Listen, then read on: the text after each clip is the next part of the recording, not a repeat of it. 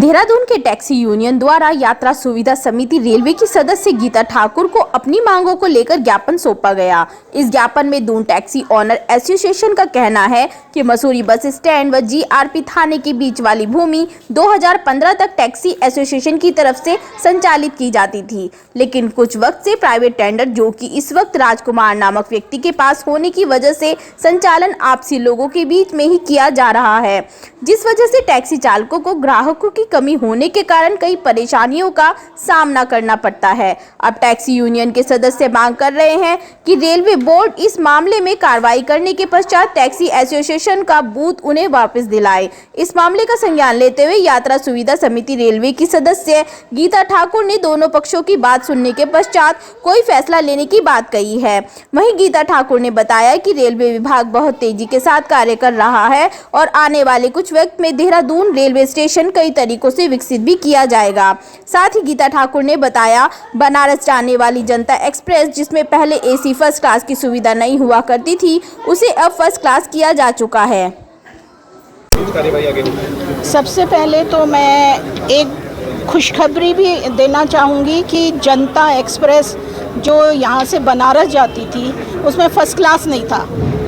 अब वो मेरी प्रयासों से वो जनता में एसी फर्स्ट क्लास लग गया है। ये बहुत बढ़िया बात है क्योंकि मोदी जी का बनारस है और ये हमारे धामी जी का है, तो दोनों के प्रयासों से सबसे पहले ये हुआ है। उसका हमारे रेलवे के यहाँ के जितने ऑफिसर्स हैं और मेरा प्रयास, हमारे चेयरमैन साहब का और माननीय मोदी जी का, ये सबसे पहली बात निकली कि मैं खुद भी जब लखनऊ जा रही थी तो एसी सेकंड में गई और आज एसी फर्स्ट क्लास प्रयासों से हुआ है। अब दूसरी बात ये कहना चाहूँगी कि दोनों पक्षों को सुनूंगी मैं। अभी जैसे आपने सुना है उनको भी सुन रही हूँ। और सबसे अच्छी बात है जो मेरी अभी तक संज्ञान में है कि ये टैक्सी यूनियन एक परिवार है और परिवार में जहाँ ज़्यादा लोग आ जाते हैं वहाँ लड़ाई झगड़ा मामूली सी बात है, लेकिन जो आपस में ये लोगों को बिठाऊंगी और इन लोगों को बैठ के जो सॉल्यूशन इन्हीं के पास है। मुख्यमंत्री जी, पीएम साहब के पास, गीता ठाकुर के पास सॉल्यूशन नहीं है। क्यों? ये एक ही परिवार है।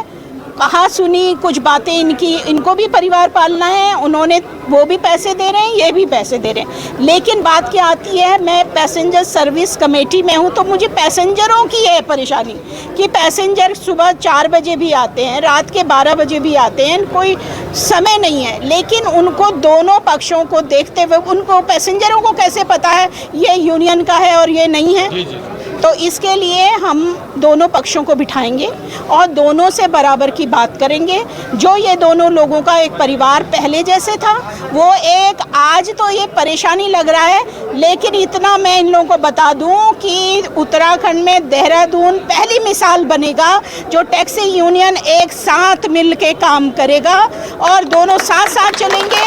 और जो भी काम है, ट्रेन रेलवे का जो काम है वो तो परिसर से अंदर है, परिसर के बाहर इन लोगों को आपस में मिलजुल के काम करना पड़ेगा। उसके लिए हम कुछ और भी सोच रहे हैं। जहाँ तक मेरा सोचने का काम है, जैसे हम एयरपोर्ट में उतरते हैं तो वहाँ एक लोगों को ये दे दिया जाता है काउंटर कि भाई आपको काउंटर दे दिया है, आपकी मर्जी है, आप ओला में जाओ, आपकी मर्जी है, आप प्रीपेड में जाओ, आपकी जो भी मर्जी है।